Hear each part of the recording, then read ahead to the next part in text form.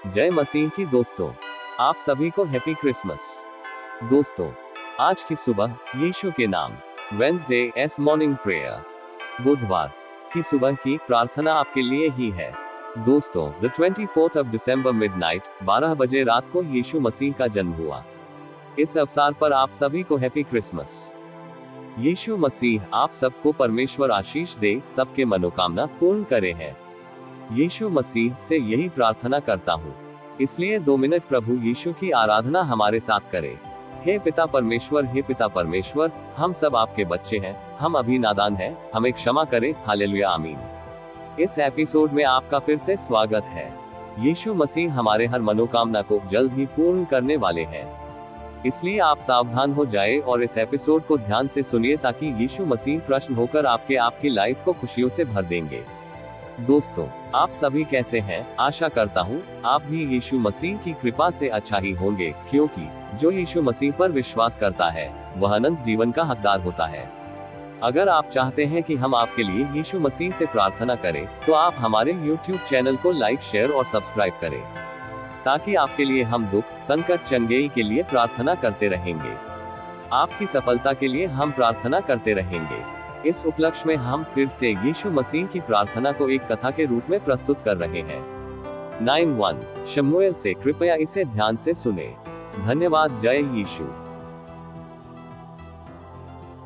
तब शमूएल ने एक कुप्पी तेल लेकर उसके सिर पर उंडेला और उसे चूम कर कहा, क्या इसका कारण यह नहीं कि यहोवा ने अपने निज भाग के ऊपर प्रधान होने को तेरा अभिषेक किया है? आज जब तू मेरे पास से चला जाएगा, तब राहेल की कब्र के पास जो बिन्यामीन के देश के सिवाने पर सेल्सा में है, 2 जन तुझे मिलेंगे और कहेंगे कि जिन गदहियों को तू ढूंढने गया था वे मिली हैं। और सुन, तेरा पिता गदहियों की चिंता छोड़कर तुम्हारे कारण कुढ़ता हुआ कहता है कि मैं अपने पुत्र के लिए क्या करूं। फिर वहां से आगे बढ़कर जब तू ताबोर के बांज वृक्ष के पास पहुंचेगा, तब वहां 3 जन परमेश्वर के पास बेतल को जाते हुए तुझे मिलेंगे, जिनमें से एक तो बकरी के 3 बच्चे और दूसरा 3 रोटी और तीसरा एक कुप्पी दाखमधु लिए हुए होगा। और वे तेरा कुशल पूछेंगे और तुझे 2 रोटी देंगे और तू उन्हें उनके हाथ से ले लेना।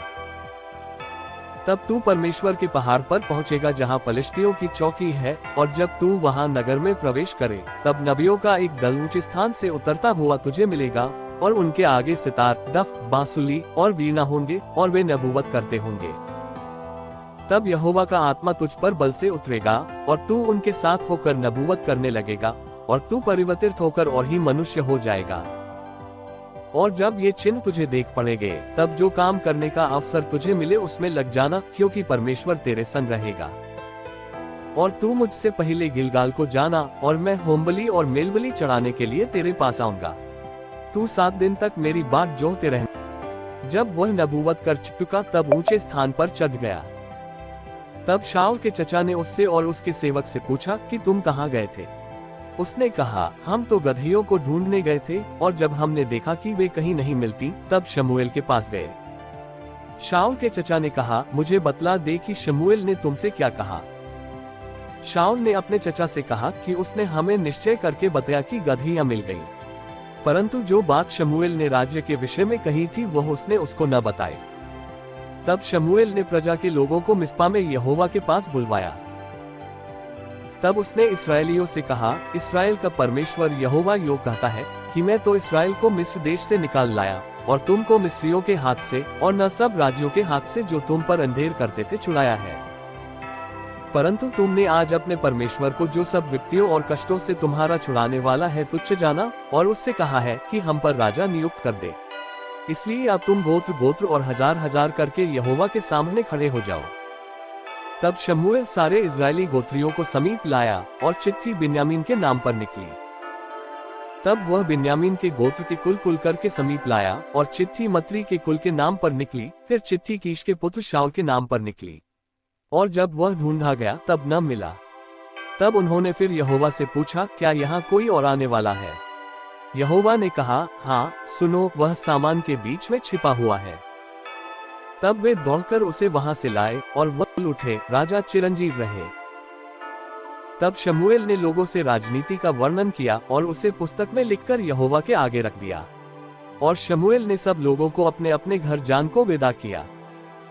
और शाऊल गिबा को अपने घर चला गया और उसके साथ एक दल भी गया जिनके मन को परमेश्वर ने उभारा था। परंतु कई लुच्चे लोगों ने कहा, ये जन हमारा क्या उद्धार करेगा, और उन्होंने उसको तुच्छ जाना और उसके पास भेंट न लाए। तो भी वह सुनी अनसुनी करके चुप रहा। तब अम्मोनी नाहाश ने चढ़ाई करके गिलाद के याबेश के विरुद्ध छावनी डाली, और याबेश के सब पुरुषों ने नाहाश से कहा, हमसे वाचा बांध और हम तेरी अधीनता मान लेंगे। अम्मोनी नाहाश ने उनसे कहा, मैं तुमसे वाचा इस शर्त पर बांधूंगा कि मैं तुम सबों की दाहिनी आंखें फोड़कर इसे सारे इस्राएल की नामधराई का कारण कर दूं।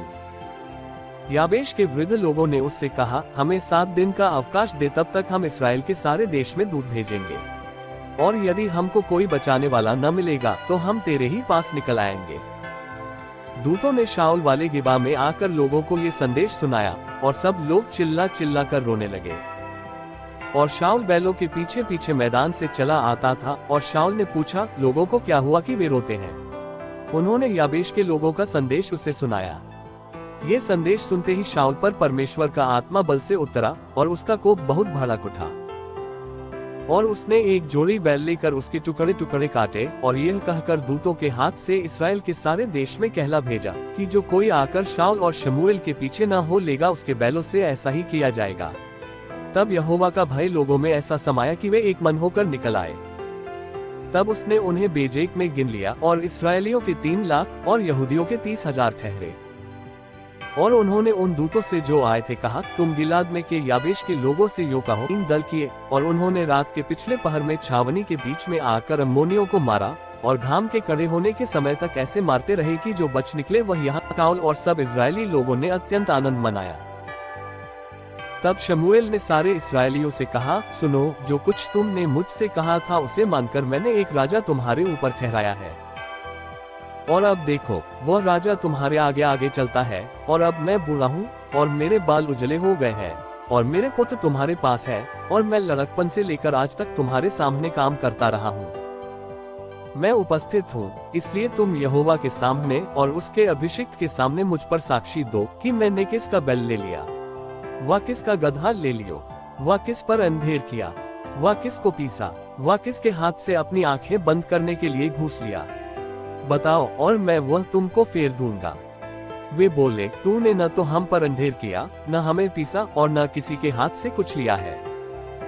उसने उनसे कहा, आज के दिन यहोवा तुम्हारा साक्षी और उसका अभिषिक्त इस बात का साक्षी है कि मेरे यहाँ कुछ नहीं निकला। वे बोले, हाँ, वह साक्षी है। फिर शमूएल लोगों से कहने लगा, जो मूसा और हारून को ठहरा कर तुम्हारे पूर्वजों को मिस्र देश से निकाल लाया वह यहोवा ही है। इसलिए अब तुम खड़े रहो, और मैं यहोवा के सामने उसके सब धर्म के कामों के विषय में, जिन्हें उसने तुम्हारे साथ और तुम्हारे पूर्वजों के साथ किया है, तुम्हारे साथ विचार करूंगा। याकूब मिस्र में गया, और तुम्हारे पूर्वजों ने यहोवा की दुहाई दी। तब यहोवा ने मूसा और हारून को भेजा, और उन्होंने तुम्हारे पूर्वजों को मिस्र से निकाला। और फिर जब वे अपने परमेश्वर यहोवा को भूल गए, तब उसने उन्हें हासोर के सेनापति सीसरा और पलिश्तियों और मोआब के राजा के अधीन कर दिया, और वे उनसे लड़े।